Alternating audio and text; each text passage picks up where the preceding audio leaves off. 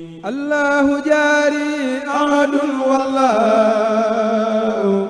bismillah barke borom Tuubaa. asalaamaaleykum wa rahmatullahi taala wa barakaatuhu. noo ngi leen di nuyu di leen ziar di leen baal ak ñaan suñu borom bool ñu jéggal di ñaanal Cheikh Mouhamadul Muntaxa mu yàgg fi lool te ànd ak wér.